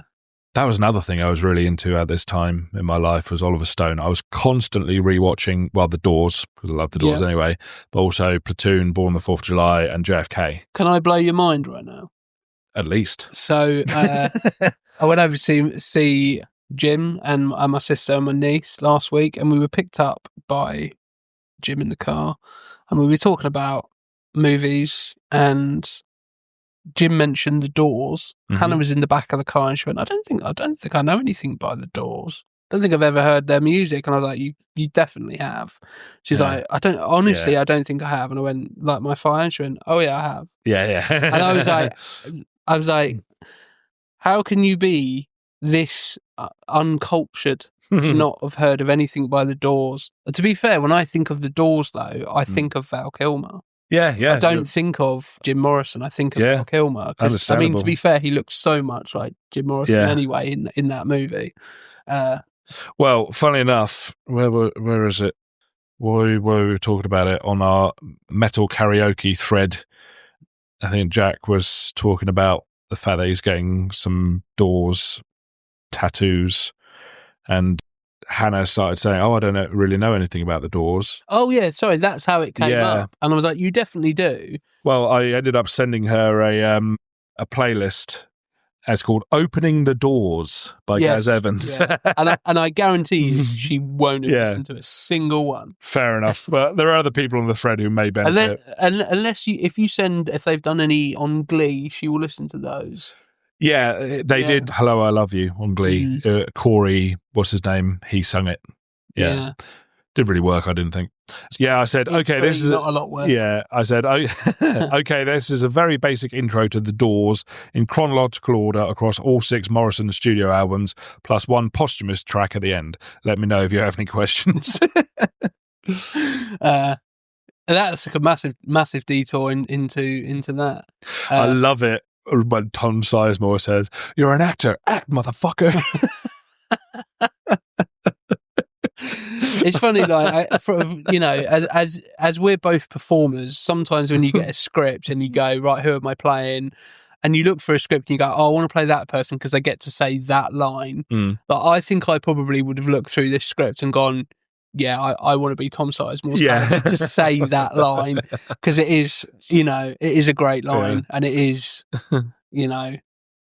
it's such a. We're now at the point where this movie has completely flipped on its head. Yeah. And it now becomes about this drug sting bust thing. Where, / kind of meta Hollywood commentary. Yeah. And, you've mentioned the guy's name, who plays the studio exec in this, Saul Rubinek. Great and Unforgiven as well from the same sort of time, actually. Same year even, maybe. He plays that part to perfection. Yes. Like, he is so so convincing as a guy who can make or break careers, Just like Brad Pitt is so convincing smoking this bowl here.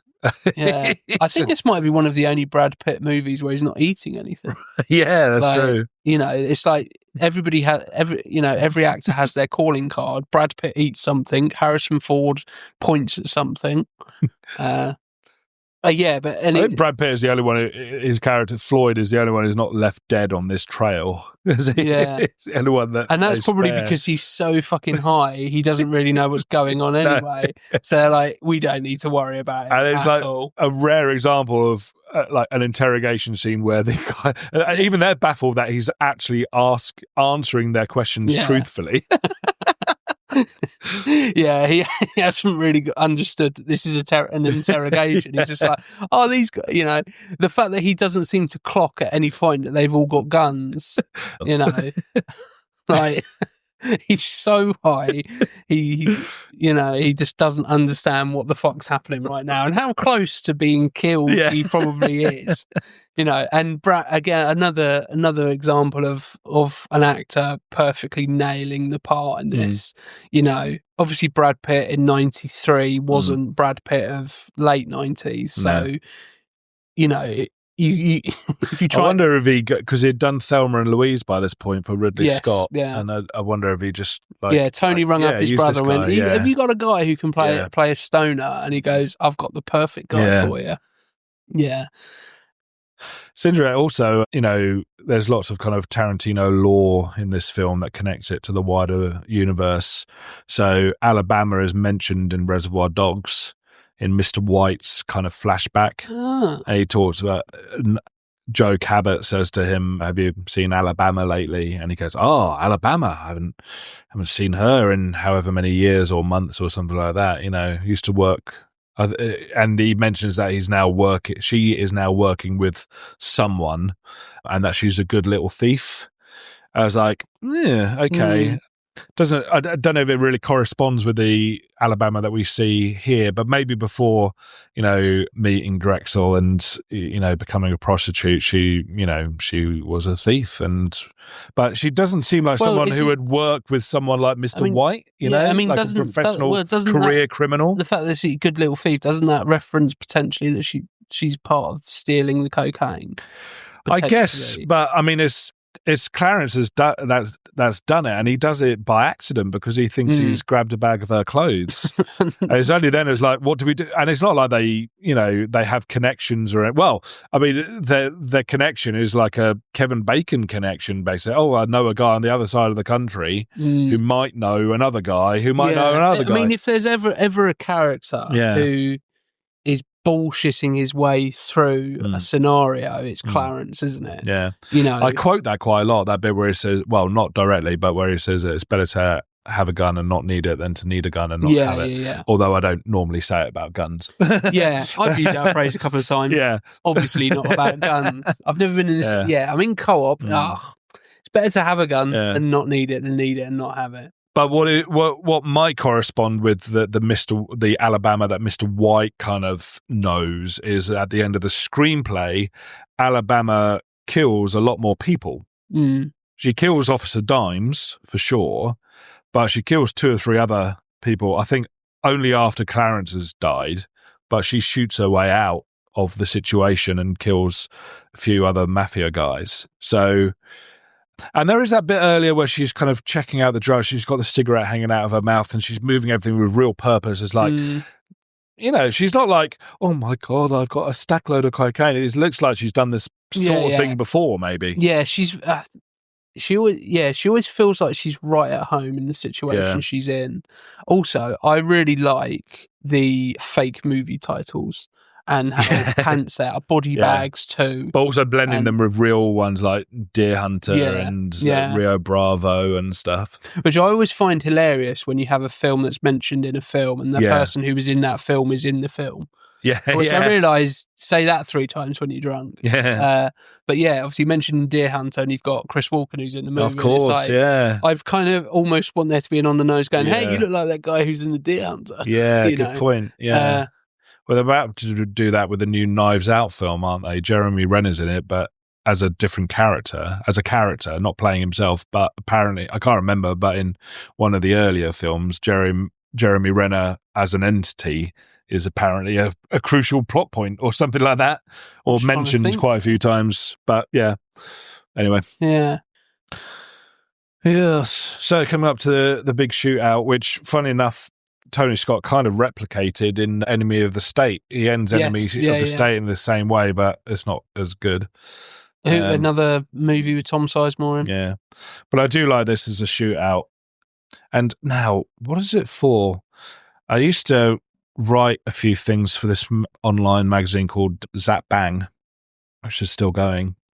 And I think I did a kind of like top 10 or 10 of the best shootouts because I really was quite obsessed. And this was definitely in it.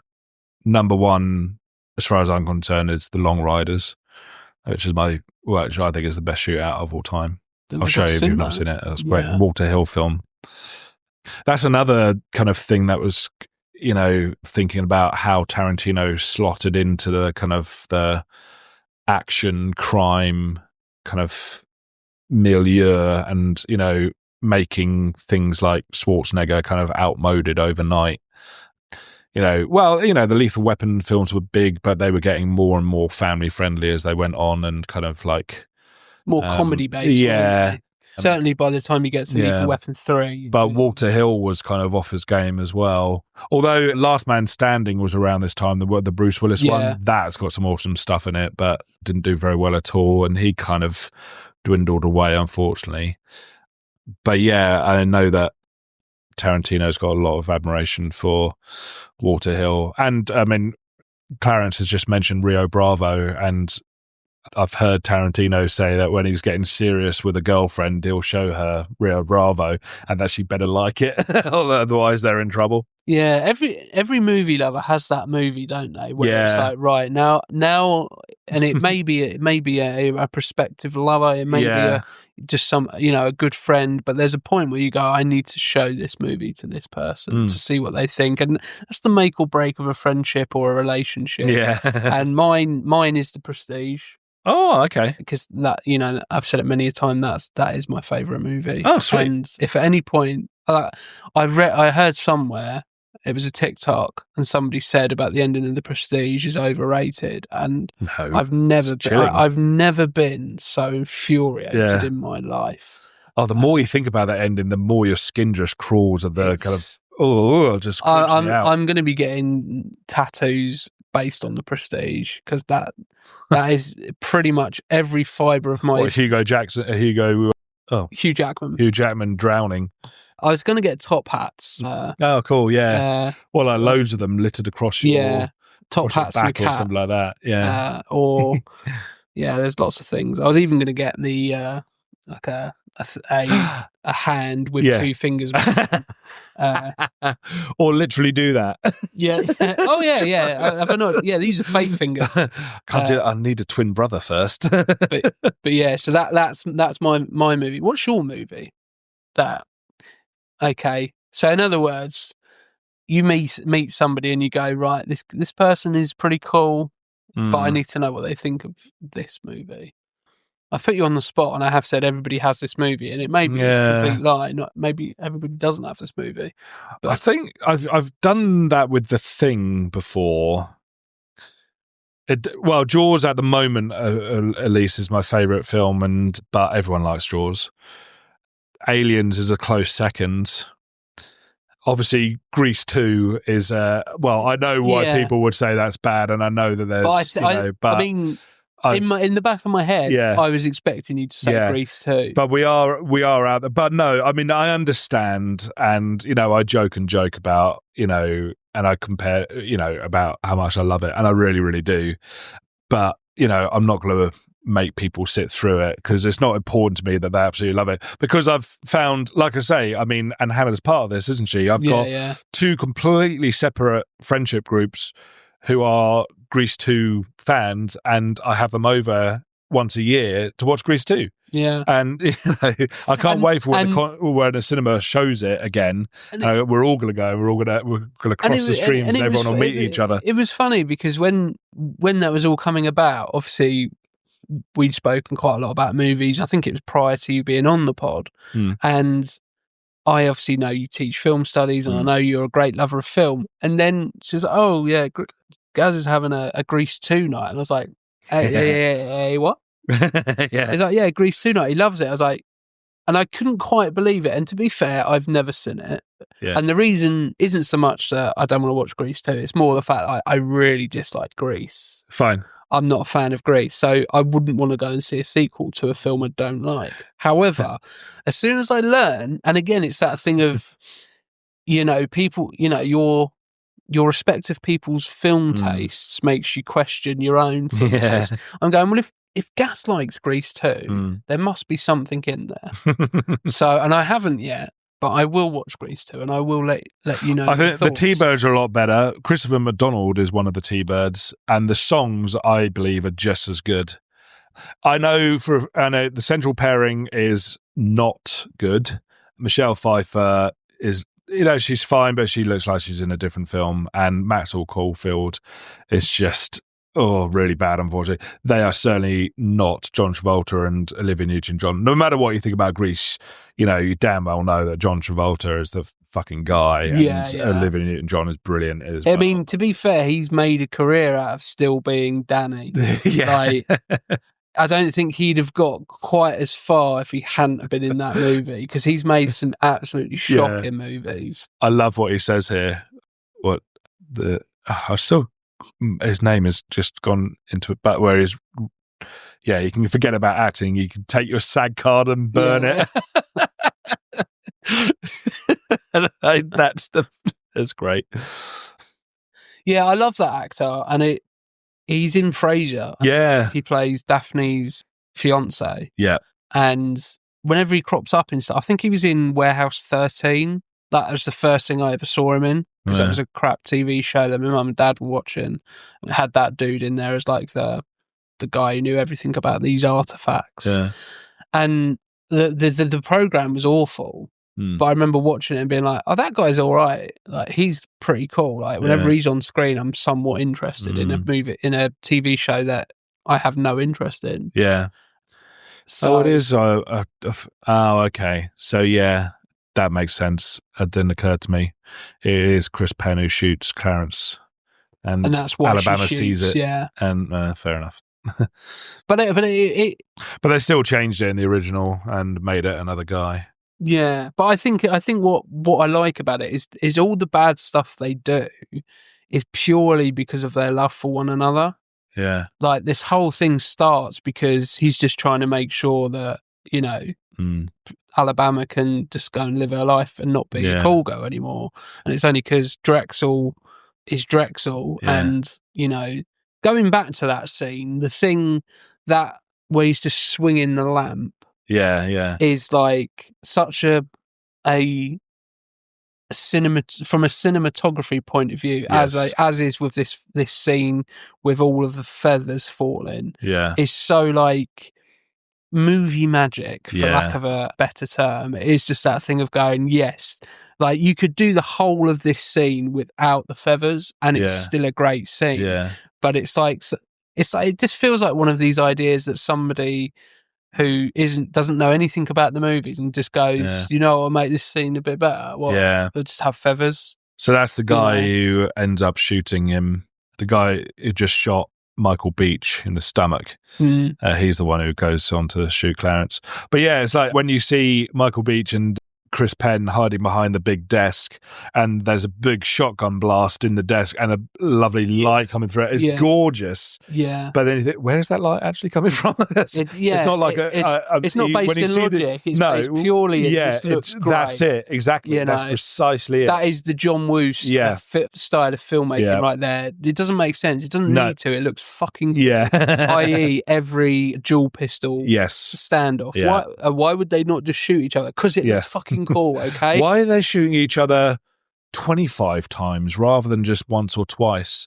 It's like because it looks awesome. Yeah. As I say, like the feathers falling just makes it, makes it pop on screen. I always remember a Bryan Cranston story about when he was on Seinfeld, and it was the scene where he was the dentist, because I think he was in it quite a lot as recurring. He was. character, He's but great. one where he plays a dentist, and they're doing the scene, and they do the Stickler scene, for, right. and it's fine. But I think they were saying there's something missing from it. We need Right. something else. And then there was a guy who wasn't even part of the production. I think he was just like an electrician sorting something out Yeah. over in the back of the studio.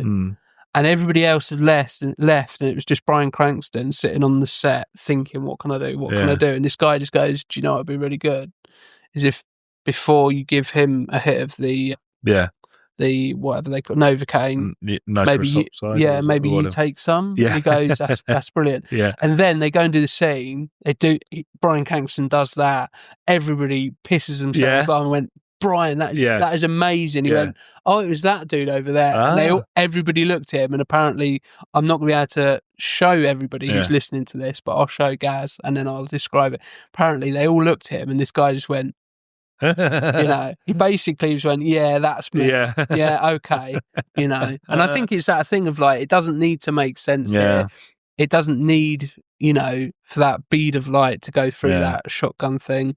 The projector is actually somewhere else in the room, so it doesn't make sense, because I think that's what it's supposed to be, but it looks fucking cool, as does all the feathers falling, which does make sense. And I think, again, with that, it's a lovely contrast of all, everybody's bleeding, but then you've got these white feathers falling and sticking to people, and there's so many feathers that it creates like another whole cushion on the sofa when he sits down. It all puffs up, doesn't it?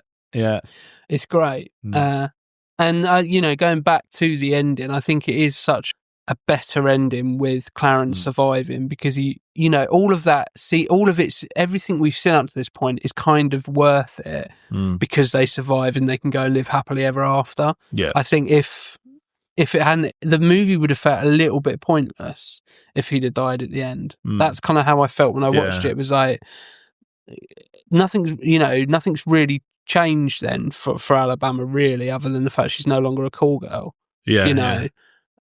And then going from that scene and having this lovely picturesque ending, on a beach with the sunset is about as kind of like beautifully stunning and a movie depiction of happiness as you can absolutely get. Which I think is the difference between Tarantino and Tony Scott. And when there are lovers on the run in a movie, they're normally criminals. How has there never been a movie called that, Lovers on the Run? Because that sounds like a movie title. But go on. But they're normally criminals, The Getaway, Badlands, etc., Bonnie and Clyde. And, they kind of deserve their fate. But these two get into it quite by accident, all of it happens because he leaves his driver's license. So any kind of lasting thoughts with True Romance? I'm just glad that it's still remembered and actually coming back into the conversation quite a lot. I think it's all a very interesting, unique place in the Tarantino lineage. And of course Tony Scott. I mean, what a visualist, what a storyteller, and when people of my generation, kind of in their 40s, who grew up in the 80s and also the 90s and can remember both, Tony Scott is just up there. I mean, when we think back to the feel and the sounds and the just the sensations of the day, his films are part of it. They just really, really are. I'm just really, really grateful for it all. And I think it says a lot about a director when, Tony Scott is pretty much known for kind of action movies, generally speaking.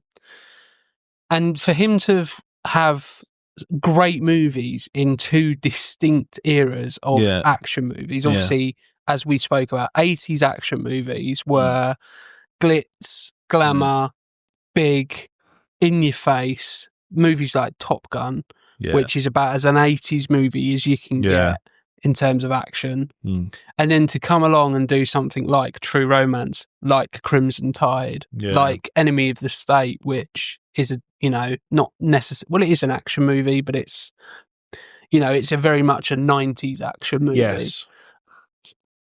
You know, that says a lot about, you know, the director's skill, because sometimes, a bit like a Michael Bay, to be fair, worked in the 90s with things like Armageddon, things like Bad Boys.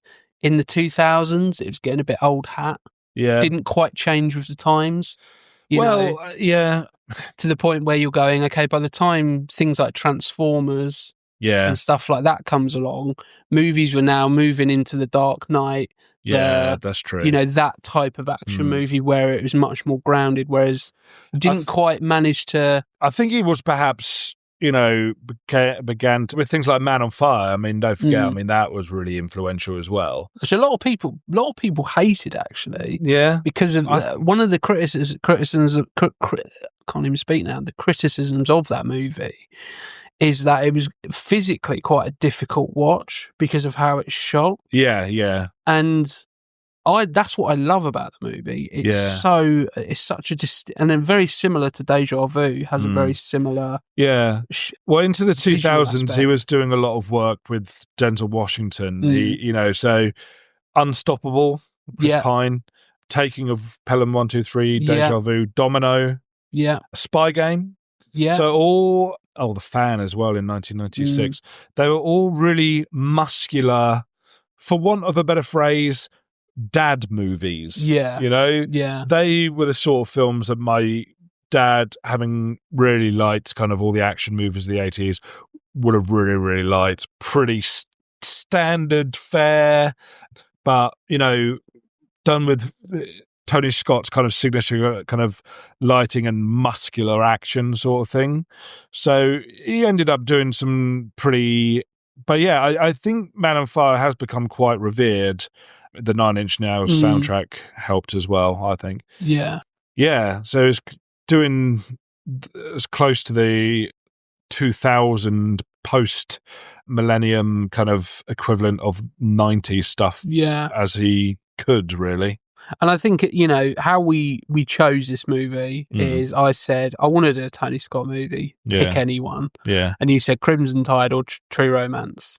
And, you know, we could have done either of those and I'd have been more than happy. Because I don't think there's a Tony Scott movie I don't like. Oh, okay. You know, I'm not saying I've seen all of his movies, but... Yeah, I'm looking back over and, do you know what? I don't think I've ever properly seen Days of Thunder. Days of Thunder I watched the other day. Yeah. And it's a fucking great movie. Like, I went on a real Tom Cruise binge. Yeah. And I think with Tom Cruise, there is something about his innate ability to just totally commit to a character, not in a Daniel Day-Lewis type way, but a totally like... You're never really watching Tom Cruise. Yeah. Particularly in sort of like the 80s and 90s, you're not watching Tom Cruise, you're watching that character. Yeah. And that doesn't necessarily mean he's got an accent or he does in Far and Away, and it's a bad one. Yeah. But in those types of movies like Cocktail and The Colour of Money and Days of Thunder was a movie where for years and years and years I never really watched it because I was like, not really into NASCAR. Why would I watch that? But that is just a great movie. Like it's, you know, Beverly Hills Cop 2. I've watched it relatively recently, and I got to say, it hasn't not as good as I remember it. Revenge, I think, is really great, very underrated, and that's very difficult to get hold of as well. Top Gun, yep, I get it, but I don't return to it very often. No. I do think Top Gun Maverick is potentially a better movie than the original Top Gun. I would go with that. I would agree with that. The Fan, that's okay. That Wesley Snipes. Spy Game, I really enjoy. And then, didn't actually do as many films as I thought. It did a couple of early ones that are interesting. The Hunger, which is a kind of vampire film. Is that David Bowie? David Bowie, 1983. And before that, which I didn't realise, a film called Loving Memory, which is a British film. It's only an hour long. It looks like a kind of social realist drama, funnily enough. There's a BFI, one of the dual format DVD and Blu-ray kind of editions. which looks interesting. Kind of, so he's got those early things that quite kind of like the equivalent of Ridley Scott directing, The Duelists. Yeah. And just interested to see where he might have gone. And both of them very, very swiftly got swept up by Hollywood. Yeah. These two directors from Northumberland. And for years, I didn't. I mean, it's right there in the name, but for years, I didn't even realise they were brothers. Oh, yeah. For years and years and years. And then as soon as you hear it, you go, well, of course they're brothers. Yeah. I know there's probably, I haven't looked, but I'm sure there's a whole swathe of people who say that Ridley Scott's, has got shit on Tony Scott. Yeah. I think there's a lot of people who would say there's probably a very much you have to choose one sort of thing.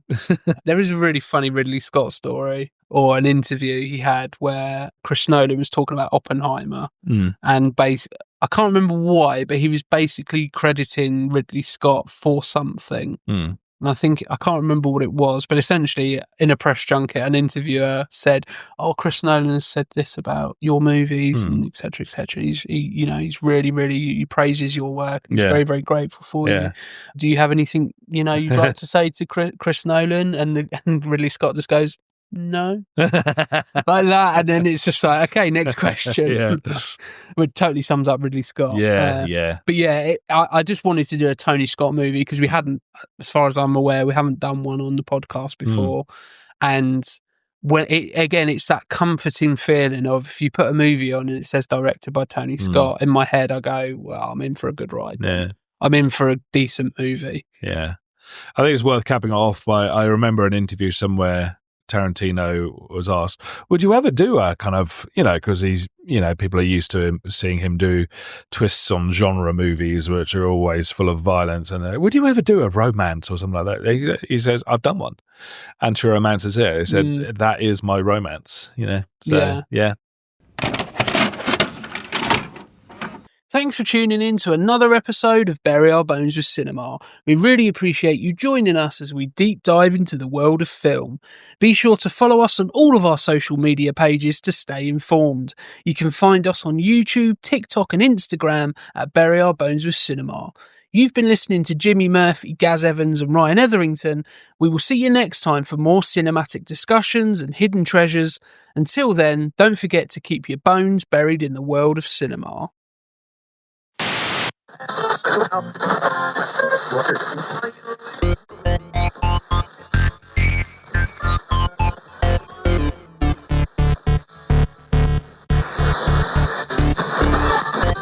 it will be a one-button job. Boom, boom, boom, boom, toom, toom, toom.